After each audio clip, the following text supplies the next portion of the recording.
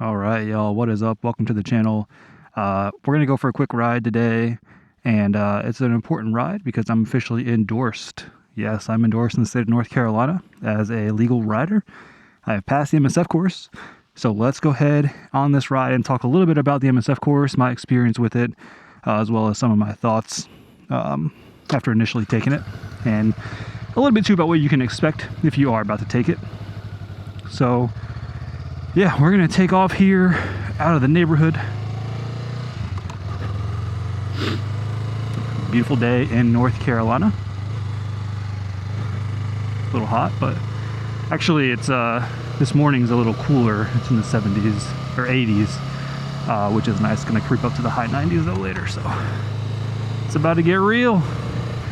But yeah, so MSF course, I'm officially endorsed. I turned in my endorsement yesterday. So I got my little paper license on hand, which is awesome. Feels good. I can ride at any time now. I can take a passenger, even though I'm not going to.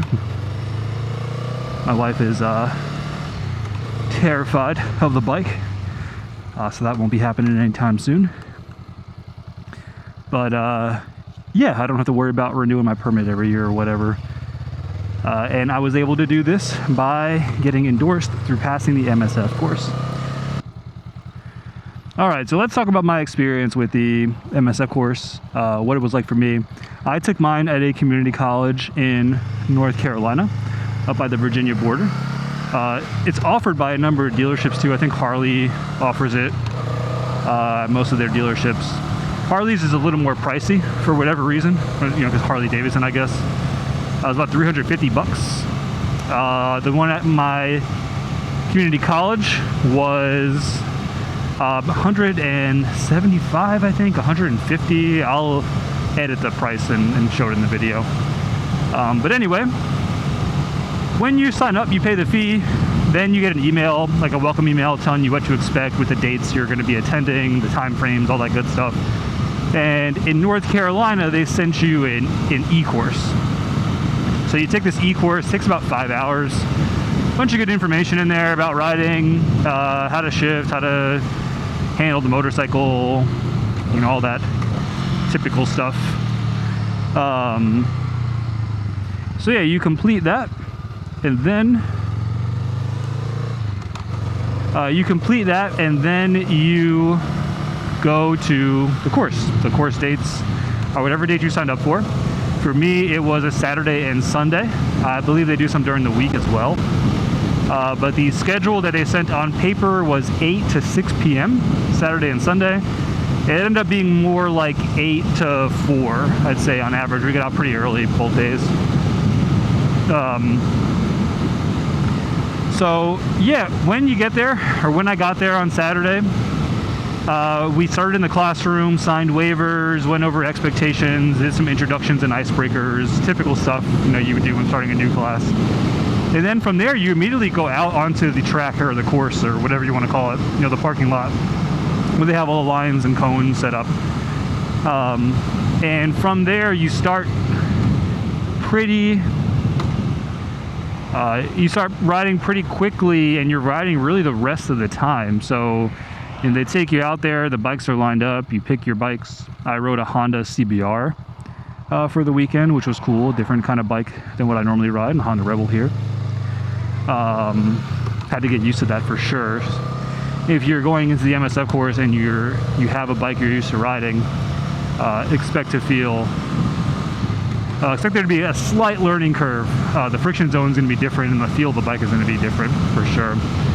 There was a Honda Rebel there, actually, a Rebel 300, but I purposefully wanted to ride a different style bike, either a naked or a sport bike, just to get a feel for what it looks like, because I've never ridden one before. So that's a cool aspect of the course, is you can do that without having to borrow your friend's bike or something and not having to pay an exorbitant amount of money and buying your own. You can try a different kind of bike, which was cool. Made me really appreciate the Honda Rebel and cruisers in general. But no, you know, nothing wrong with sport bikes. I think I'll eventually get one myself here as a second bike. But yeah, so after you pick your bike, they take you through finding the friction zone, rocking back and forth, power walking, going into first gear and getting your feet on the pegs. And then they start taking you through specific maneuvers. I believe the first one was a tight turn in the friction zone. And I'm not going to get into too much detail with every single maneuver that's covered in the class. I'm going to make a video about that, actually setting up cones and going through the maneuvers as I remember them. But you're going to do things like tight turns, a lot of slow speed maneuvers, tight U-turns, practice looking through turns. What else? Emergency stopping, emergency swerving. All that good stuff is included in the course. They did a few demos that you just watched. One was really impactful, actually. It showed the amount of distance a second difference makes when you're stopping.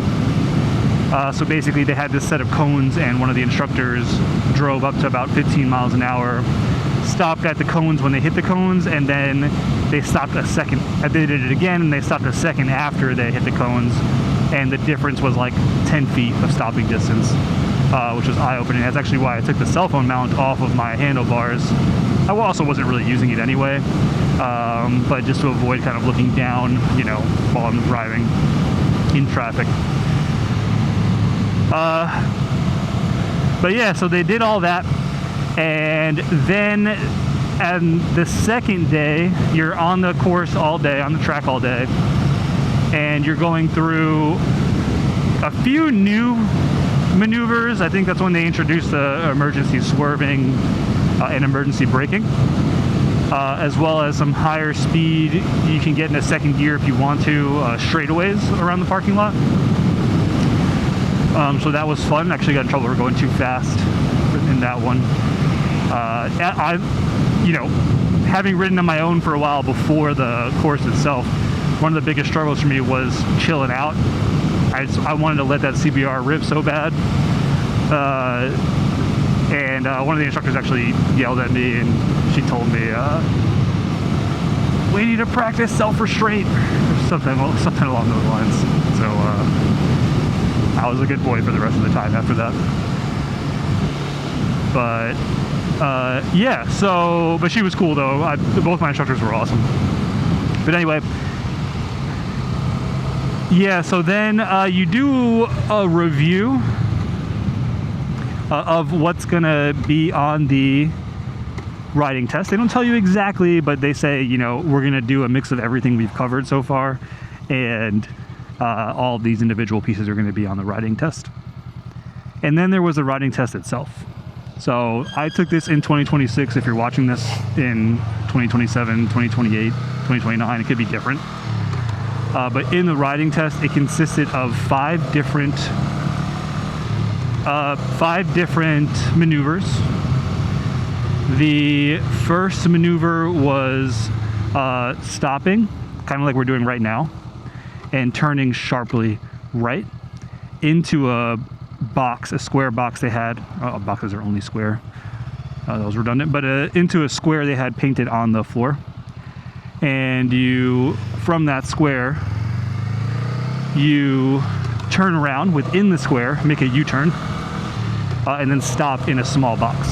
So the front tire has to be within this small box. All right, then the next one was weaving. So they set up a line of cones, and you know, do this little maneuver where you weave in and out of the cones. I think most driving tests in the state had that. If you skip the MSF, that's something you'll have to do in the driving test to get your license. So that was that one. Then the maneuver after that was tight U-turn. So you start in the box and you do a slow speed U-turn. It's probably like the width of this road, I'd say, you have to fit into.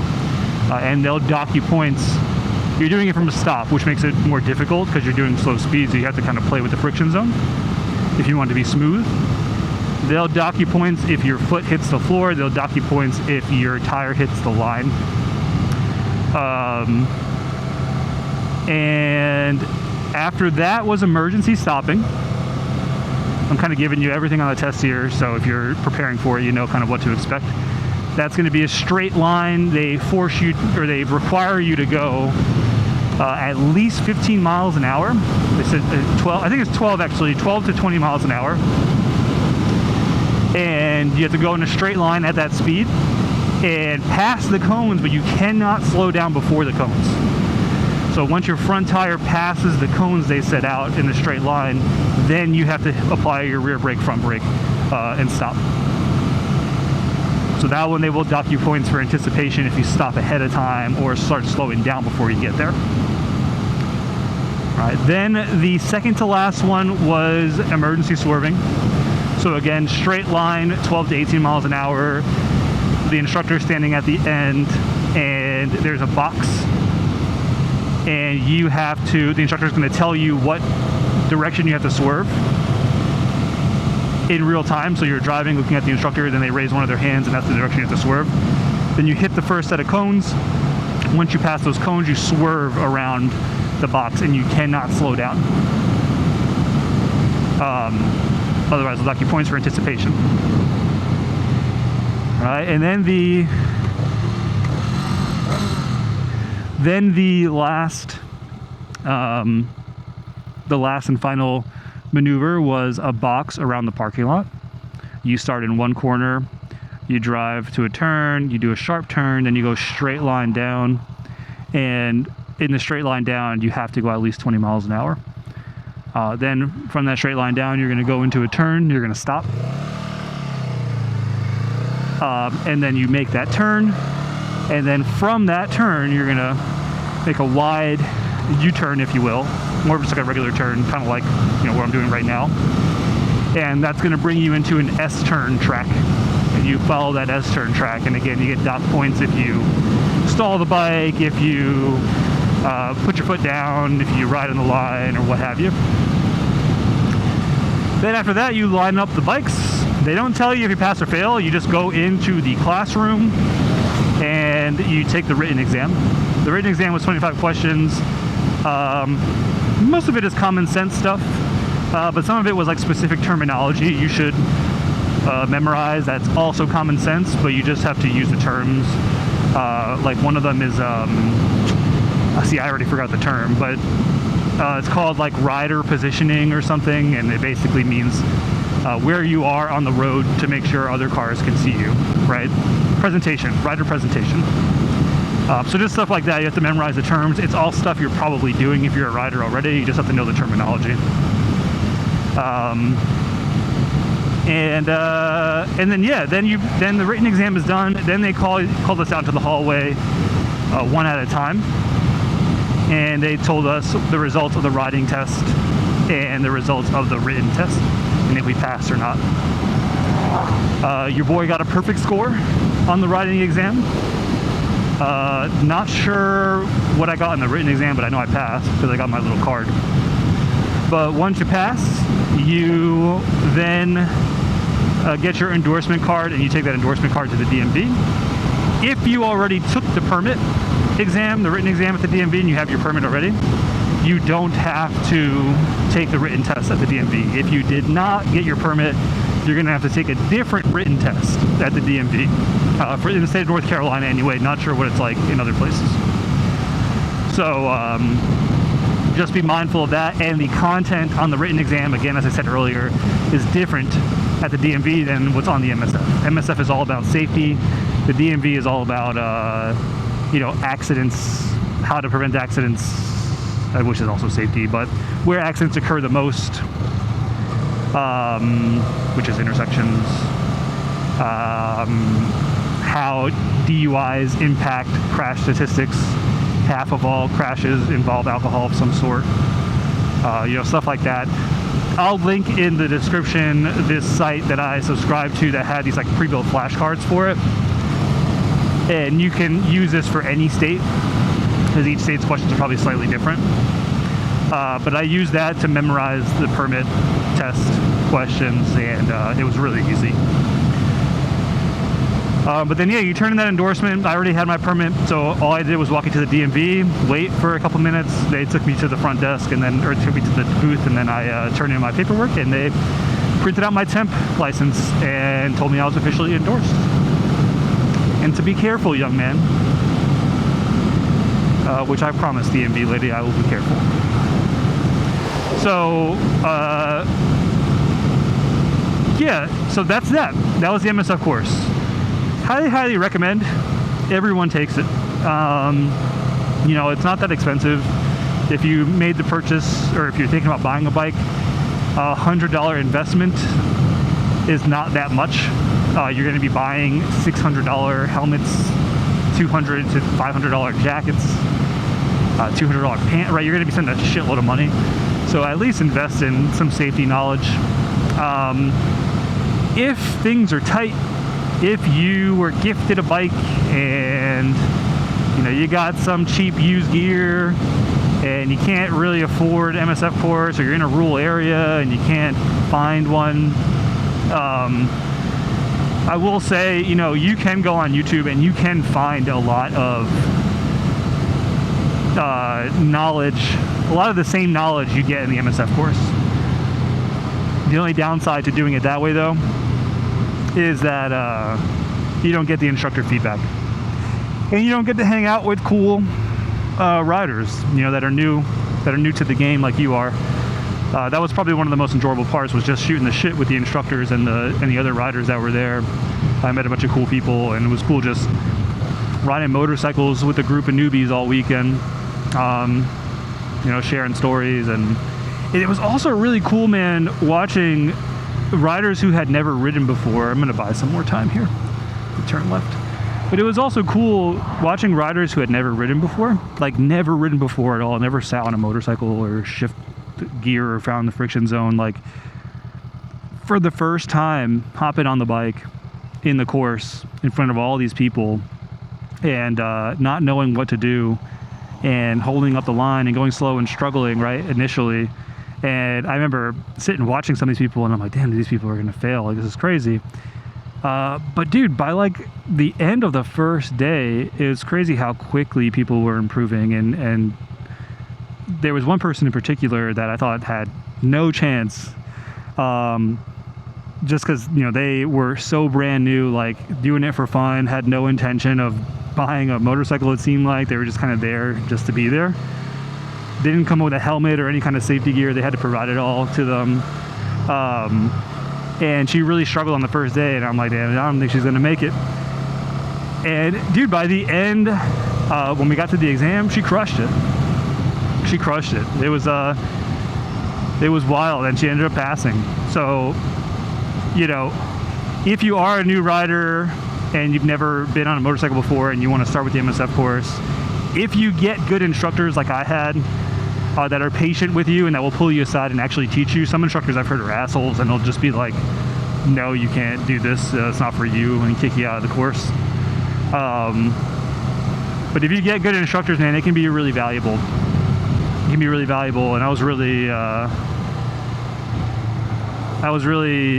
cool. It was just cool to see the improvement and how quickly people improved, and going from the looks on their faces, going from holy shit, I can't do this, is terrifying, to oh, okay, I got this now, and kind of riding confidently. It was dope. It was cool.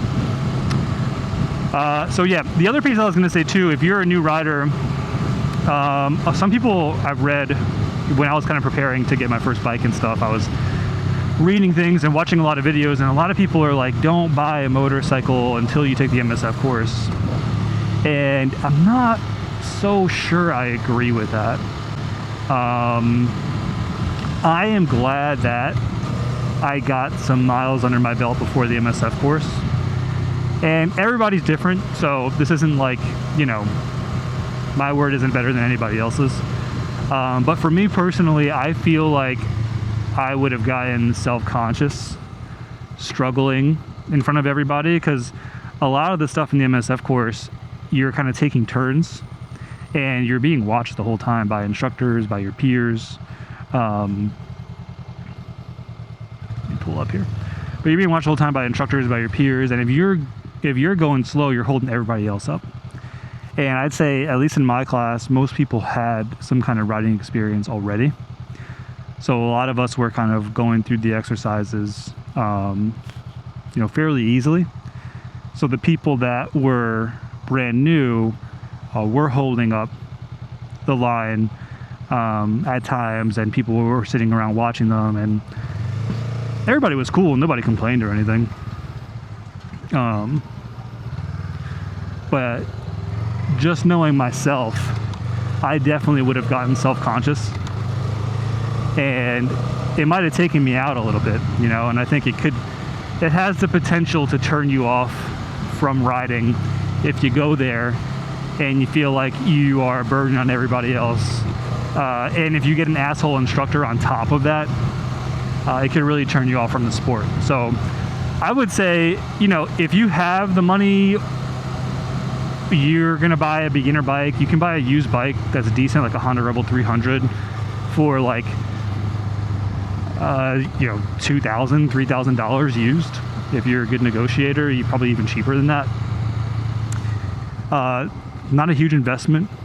I understand it's not a small one either, but it's not like you're dropping $15,000 on a Harley or something. And yeah, just get on the bike and ride and find the friction zone, and at least know how to shift gears and stuff before you get to the class, and know how to power walk and all that good stuff before you get to the class, because it will help you lock in to the drills. If you're thinking about like, oh shit, where's the friction zone? I don't know. I've never been on this before. It's freaking me out. You may struggle with doing things like simple U-turns or things of that nature, right? Because you're worried about figuring out the other stuff, or you're worried about holding up the line, or you're worried about people judging you, or what have you. So if you can get on a bike beforehand, I would highly recommend that. Be it you buy it, or be it you have a friend that lets you ride theirs. But yeah, that was my experience with the MSF course. It was awesome. It was a fun time, albeit hot. I do recommend, if you're in the South, you take it in the fall or the winter. We were sweating our asses off, man. It was brutal heat, but still fun nonetheless. And yeah, I hope everybody, that is riding, or experienced or new, finds the time to take the MSF course. It was extremely valuable. It was fun. You're going to meet cool people. You're going to hang out and ride bikes for the weekend, which you can't really beat that.